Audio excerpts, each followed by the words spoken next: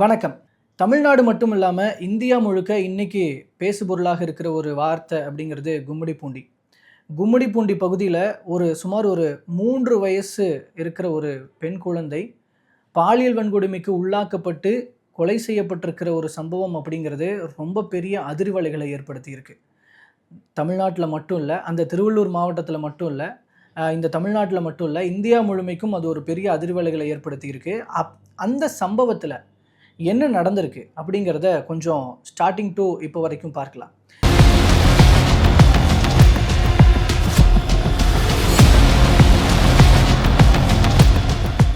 இதில் முதலாவதாக பார்த்தீங்கன்னா, ஜூன் 14ஆம் தேதி திடீர்னு ஒரு வடமாநிலத்தைச் சேர்ந்தவர்களினுடைய குழந்தை, சுமார் ஒரு 3 வயசு இருக்கும். 3 வயசு பெண் குழந்தை காணாம போகுது.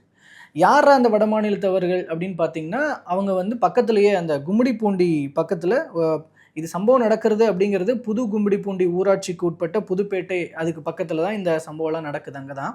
பக்கத்தில ஒரு சிப்காட் இருக்கு. அந்த சிப்காட்ல வடமாநிலத்தவர்கள்லாம் வேலை செய்றாங்க. பொதுவாவே சிப்காட்ல நிறைய வடமாநிலத்தவர்கள் வேலை செய்வாங்கன்றது நம்மளுக்கு தெரிஞ்சது தான். அதேபோல வேலை செய்றவங்களினுடைய ஒரு தம்பதியினருடைய குழந்தை தான் அது. அந்த குழந்தை ஒரு மாலை திடீர்னு காணாம போகுது.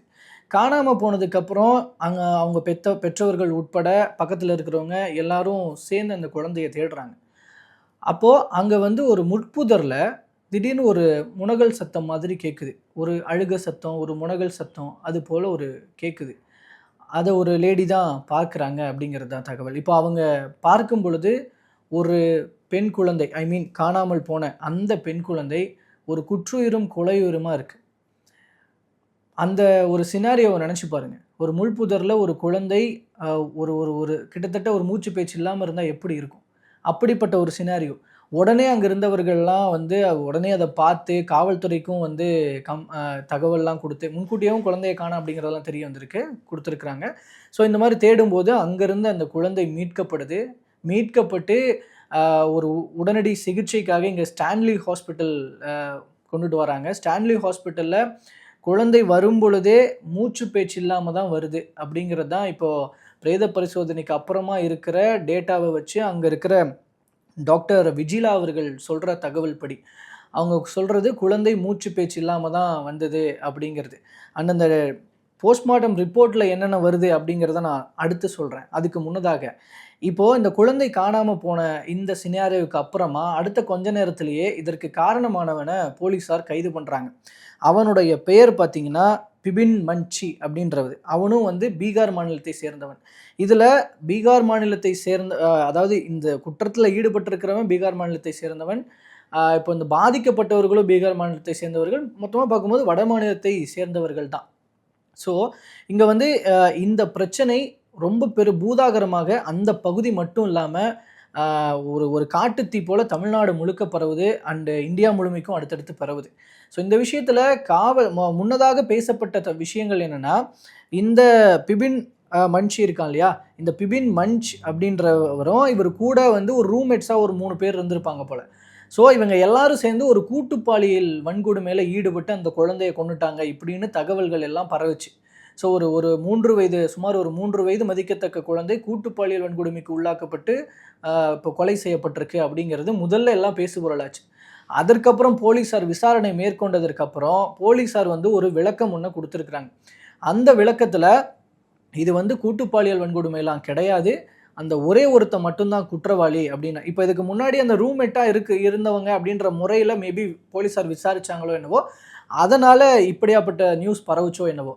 ஆனால் போலீஸார் விசாரணையின் முடிவில், முதற்கட்ட விசாரணையின் முடிவில் ஒருவர் மட்டும்தான் குற்றவாளி, அந்த பிபின் மன்ச்ன்றவர் மட்டும்தான் குற்றவாளி, 19 வயது மதிக்கத்தக்க அந்த ஒரு கொடூர நபர் மட்டும்தான் குற்றவாளி அப்படிங்கிறது ஐ மீன் தற்போதைக்கு தெரிய வந்திருக்கு. அவன் தான் குற்ற செயலில் ஈடுபட்டிருக்கிறான் அப்படின்றது தெரிய வந்திருக்கு அப்படின்னு காவல்துறை தரப்பில் சொல்லியிருக்கிறாங்க.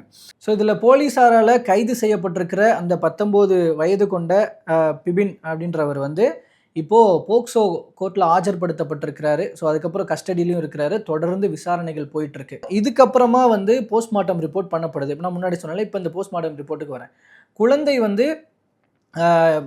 கொண்டு சிகிச்சை அளிச்சிருக்கிறாங்க. குழந்தை வரும்பொழுது குற்றுயிரும் கொலையுருமாக இருந்திருக்கு, மூச்சு பேச்சு இல்லாமல் இருந்திருக்கு. ஆனால் குழந்தைக்கு உயிர் இருந்திருக்கு. அதனால் ட்ரீட்மெண்ட் கொடுத்து குழந்தைய பிழைக்க வச்சிடலான்ற முயற்சிகள் நடந்திருக்கு. ஆனால் அந்த சிகிச்சைகள் பலனளிக்கலை. இந்த சிகிச்சை ஏன் பலனளிக்கலை அப்படிங்கிறதுக்கும் அந்த குழந்தையினுடைய போஸ்ட்மார்ட்டம் ரிப்போர்ட் என்ன சொல்லுது அப்படிங்கிறதையும் தலைமை மருத்துவர் விஜிலா அவங்க வந்து சொல்லியிருக்கிறாங்க. அதில் என்னென்னா அதிக போஸ்ட்மார்ட்டம் ரிப்போர்ட்டில் தெரிய வந்த விஷயங்கள் என்னென்னா குழந்தைக்கு அதிக இரத்தப்போக்கு இருந்திருக்கு அப்படிங்கிறது முதல் விஷயம். ரெண்டாவது, பிறப்புறுப்பில் தசை கிழிஞ்சிருந்தது அப்படின்னு சொல்லி. ஸோ அந்தளவுக்கு கொடூரமான நடவடிக்கையில் அந்த நபர் ஈடுபட்டிருக்கிறான் அப்படிங்கிறது இது மூலமாக தெரிய வருது. அண்ட் குழந்தை வந்து அந்த அதிர்ச்சியிலிருந்தே மீளலை. அந்த அதிர்ச்சியிலிருந்து மீளாத அந்த ஒரு ஒரு ஒரு அந்த தாக்கம் வந்து அந்த குழந்தைக்கு இருந்ததுனால தான் எவ்வளவோ சிகிச்சை கொடுத்தும் குழந்தைய பிழைக்க வைக்க முடியல அப்படின்றத தலைமை மருத்துவர் விஜிலா அவர்கள் சொல்லியிருக்கிறாங்க. ஸோ இப்படி தான் இந்த சம்பவம் நடந்திருக்கு. இப்போ இந்த சம்பவத்தை தொடர்ந்து உடனே அந்த பகுதி மக்கள் வந்து சாலை மறியலில் ஈடுபட்டிருக்கிறாங்க, போராட்டங்களில் ஈடுபட்டிருக்கிறாங்க. குற்றவாளிக்கு தகுந்த தண்டனை வாங்கி கொடுக்கணும் அப்படிங்கிறதுல தொடங்கி வட மாநிலத்தவர்களால தான் இந்த மாதிரியான பிரச்சனைகள் வருது, வட மாநிலத்தவர்கள் இங்கிருந்து வெளியேற்றுங்க அப்படிங்கிறத முன் வச்சு அந்த போராட்டங்கள் தொடர்ந்து இருக்கு. ஒரு வாட்டி இந்திக்காரன் ஒழிஞ்சிட்டான மருந்து கொடுத்துருக்கோம், கம்ப்ளைண்ட் செல்லு திருட்டான கம்ப்ளைண்ட் கொடுத்துருக்கோம், கெஞ்சா ஓட்டான கம்ப்ளைண்ட் கொடுத்துருக்கோம். ஆனா ஒரு நடவடிக்கை எடுக்கல. தமிழ்காரங்களை பார்த்தா பிடிக்கிறாங்களே கண்டி இந்திக்காரங்களை பார்த்தா பிடிக்க மாட்டேன்றாங்க. தமிழ்காரன் நைட்டு 1 மணிக்கு கடைக்கு போய் டீ சாப்பிடணும்னு போனாலும் நைட் அன்னைட்டு வேலை பார்த்துட்டு பிடிச்சிக்கிறானுங்க. பிடிச்சி இவங்க சந்தேகமா இருக்கு, நீ ஊது கையை காட்டுன்றாங்க. அப்ப இந்திக்காரங்களுக்கு எவ்வளவு செல்வாக்கு கொடுக்குறீங்க? அப்ப இந்திக்காரங்களுக்கு உங்களுக்கு ஆதாரம் இருக்கு, நான் அத்தாச்சி இதோட நீ பண்றீங்க. இதுல போராடியவர்கள், அதாவது ஒரு பாதிக்கப்பட்ட குழந்தை, அந்த குழந்தையினுடைய குடும்பத்திற்கு ஆதரவாக போராடியவர்கள் காவல்துறையால கைது செய்யப்பட்டிருக்கிறாங்க. இதுவும் ரொம்ப விமர்சனத்துக்கு உள்ளாகி இருக்கு காவல்துறையினுடைய, தமிழ்நாடு அரசினுடைய இந்த நடவடிக்கை.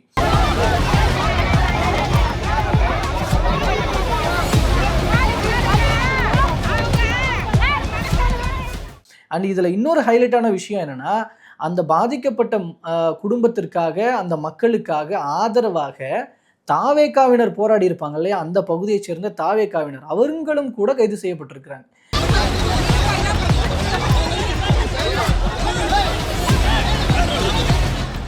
ஸோ இப்படியாப்பட்ட விஷயங்கள், அதில்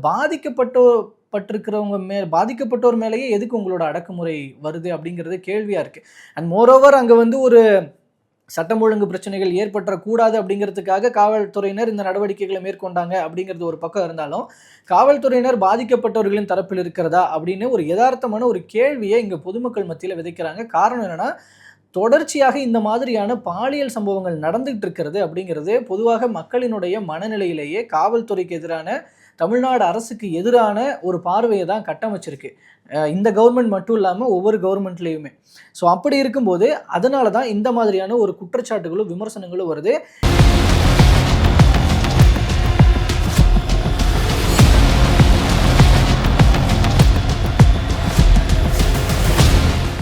ஆளும் அரசாங்கத்தைச் சேர்ந்த முதலமைச்சர் தொடங்கி அமைச்சர் பெருமக்கள் வரைக்கும் யாருமே இன்னமும் இந்த விவகாரம் பற்றி வாய் திறக்கவே இல்லை. ஒரு இரங்கல் செய்தி கூட முதலமைச்சர் தரப்புல இருந்து போடலை.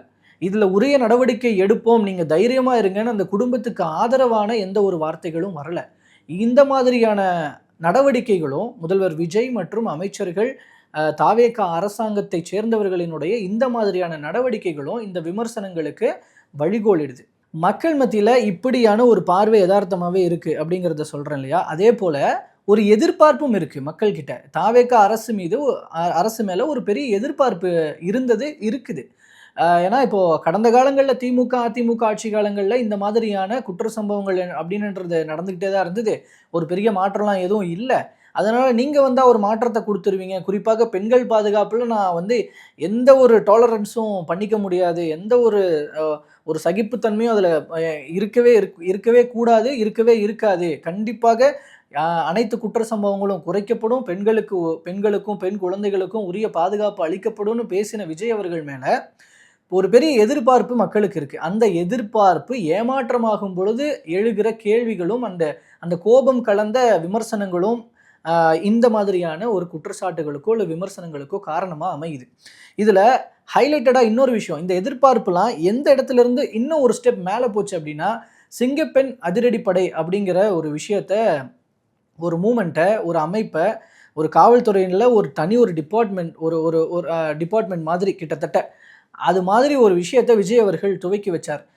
ஓகே, அப்போ இதுக்கப்புறம் பெண்களுக்கும் பெண் குழந்தைகளுக்கும் பாதுகாப்பு அப்படிங்கிறது இன்னும் கொஞ்சம் அதிகமாகவே உறுதி செய்யப்படும் அப்படின்னு சொல்லிட்டு ஒரு எதிர்பார்ப்பு கிளம்புச்சு. ஆனால் அதற்கப்புறமும் நிலைமை வந்து பெருசாக மாறுற மாதிரியே தெரியல. எந்த ஒரு ஒரு அதாவது அதிகமான செய்திகள் வந்து இந்த இடத்துல இப்படி ஒரு விஷயம் நடக்க இருந்தது, அதை சிங்க பெண்கள் பாதுகாப்பு படையை சேர்ந்த காவலர்கள் வந்து தடுத்து நிறுத்தினாங்க, இந்த இடத்துல இப்படி ஒரு அசம்பாவிதம் நடக்க இருந்துச்சு, அதை இவங்க தடுத்து நிறுத்தினாங்க, இப்படிப்பட்ட ஒரு விஷயத்துல பாதிக்கப்பட்டிருந்த ஒரு அதை சிக்கி இருந்த ஒரு மாணவியை மீட்டாங்க, இப்படிங்கிற மாதிரியான செய்திகள்லாம் பெருசா வரவே இல்லை.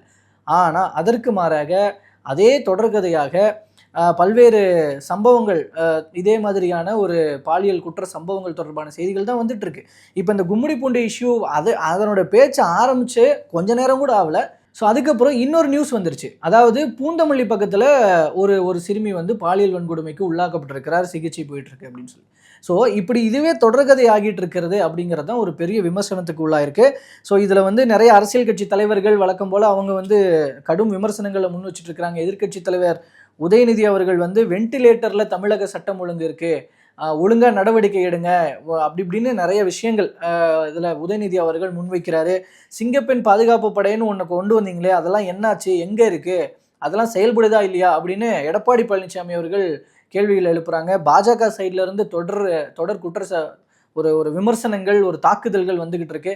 ஸோ இந்த மாதிரி சுற்றி அட்டாக்கிங்ஸ்லாம் ஸ்டார்ட் பண்ணிட்டாங்க. அதுவும் போயிட்டு தான் இருக்குது. பட் இதற்கெல்லாம் அவங்களாம் அரசியலுக்காகவோ இல்லை மக்கள் நலனோ அரசியலோ அவங்களாம் ஒரு பக்கம் சொல்லட்டும். பட் இந்த இடத்துல உங்களுக்கு ஒரு நல்வாழ்வை கொடுப்பேன்னு சொல்லி வந்த முதலமைச்சர் விஜய் அவர்கள் என்ன செய்து கொண்டிருக்கிறார் இந்த விஷயத்தில்? ஏன் இன்னமும் அது சம்பந்தமாக ஒரு ட்வீட் கூட போடலை அப்படின்ற ஒரு ஒரு யதார்த்தமான ஒரு ஏமாற்றம் கலந்த ஒரு கேள்வி மக்கள் மத்தியில் இருக்குது. ஸோ இதில் அவங்க என்ன பண்ணுறாங்க அப்படிங்கிறத பார்க்கலாம். இதில் ஃபைனலி வந்து ஒரு விஷயம், இதில் அண்ணாமலை அவர்கள் சில விஷயங்களை மேற்கோள் காட்டினார். அதனுடைய ஒரு தேவையும் இப்போதைய சூழ்நிலையில் உருவாயிருக்கு அப்படிங்கிறதுனால அதையும் பேசி முடிச்சிடலாம். அதில் அண்ணாமலை அவர்கள் என்ன சொல்கிறாருன்னா, அவரோட ட்வீட்டில் ஒரு பெரிய ஒரு லிஸ்ட் அவுட்டை வந்து சொல்கிறார். கடந்த சில நாட்கள்லேயே வந்து எத்தனை இடத்துல நடந்த குற்ற சம்பவங்களில் வடமாநிலத்தவர்கள் சம்மந்தப்பட்டிருக்கிறாங்க அப்படிங்கிற தொடர்பான ஒரு லிஸ்ட்டை இது பண்ணுறார். அதனால வடமாநிலத்தவர்கள்னால இந்த மாதிரி இந்த இடத்துல நடக்குது.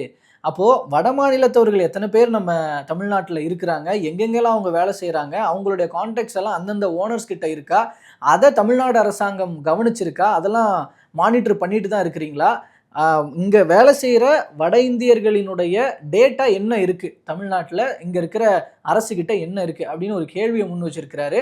ஸோ ஏன்னா அதுக்கான தேவையும் இப்போ ஏற்பட்டிருக்கு. தொடர்ச்சியாக இத்தனை சம்பவங்கள் வட மாநிலத்தவர்கள் சம்மந்தப்பட்டு நடந்திருக்கு அப்படின்ற போது அதெல்லாம் கண்ட்ரோல் பண்ணணும்னா முதல்ல நீங்கள் இந்த ப்ராசஸை பண்ணியிருக்கணும்ல அப்படின்னு சொல்லிட்டு ஒரு வழிகாட்டுதல் கலந்த ஒரு விமர்சனத்தை வச்சிருக்கிறாரு அண்ணாமலை அவர்கள். ஸோ இதுக்கப்புறம் தமிழ்நாடு அரசு இந்த பெண்கள் பாதுகாப்பு, குழந்தைகள் பாதுகாப்பு அப்படிங்கிறதுல ஒரு பெரிய சேஞ்ச் ஓவரை கொண்டு வந்தே ஆகணும். ஏன்னா இப்போ இதில் வந்து குற்றம் சாட்டும் திமுகவினரோ இப்போ உதயநிதி அவர்களோ அவங்களோட ஆட்சி காலத்தில் அவங்க ஒன்றும் தூய ஆட்சியெலாம் பெருசாக கொடுத்துடல. அவங்க ஆட்சியிலும் நிறைய குற்ற சம்பவங்கள் நடந்திருக்கு. அதனால் விமர்சிக்கிறதுக்கு அவங்க தகுதியானவர்களா அப்படின்னு கேட்டால் கிடையாது. ஒரு எதிர்க்கட்சியாக விமர்சிக்கிறாங்க, அவ்வளோதான். மற்றபடி ஆட்சிகள் மாறினாலும் காட்சிகள் மாறவில்லை அப்படிங்கிறது தான் தமிழ்நாட்டினுடைய ஒரு நிலைமையாக இருக்கிறது. அப்போது மக்களினுடைய பாயிண்ட் ஆஃப் வியூல இருந்து தான் ஆண்டவர்களாக இருக்கட்டும், ஆள்பவர்களாக இருக்கட்டும் கேள்வி கேட்க வேண்டியதாக இருக்குது. ஸோ பெண்களுக்கும் குழந்தைகளுக்கும் பாதுகாப்பை அளிக்கும் அரசாக தாவேகா, அதாவது 100% அரசாக எப்போது மாற இருக்கிறது, அதுக்கான டைம் என்ன? நீங்கள் அந்த 6 மாதம் டைம் அப்படிங்கிறத வச்சே இப்போது எல்லாரும் விமர்சிச்சுட்டு இருக்கிறாங்க. ஆனால் அந்த 6 மாதத்துக்குள்ளே இந்த மாற்றங்கள்லாம் கொண்டு வந்துட முடியுமா அப்படின்னு ஒரு பெரிய கேள்வி முன்வைக்கப்பட்டிருக்கு. ஸோ இதில் அரசு என்ன பண்ண போகிறது, விஜய் அவர்கள் என்ன பண்ண போகிறார், அமைச்சர்கள் என்ன பண்ண போகிறாங்க அப்படிங்கிறது ஒரு மிகப்பெரிய கேள்வி. முதல்ல இந்த சம்பவம் தொடர்பாக இப்போ கும்மிடிப்பூண்டியில் நடந்ததாக இருக்கட்டும், இங்கே வந்து பூந்தமல்லியில் நடந்ததாக இருக்கட்டும், இந்த மாதிரியான சம்பவங்களில் மாண்புமிகு முதலமைச்சர் விஜய் அவர்கள் அட்லீஸ்ட் ஏதாவது ஒரு வார்த்தைகளை முதல்ல உதிர்க்கணும் அப்படிங்கிறது தான் இப்போ எல்லாருடைய ஒரு எதிர்பார்ப்பு, ஒரு கேள்வியாக இருக்கிறது. பார்க்கலாம் என்ன பண்ண போகிறாங்க இந்த அரசாங்கம் அப்படிங்கிறது.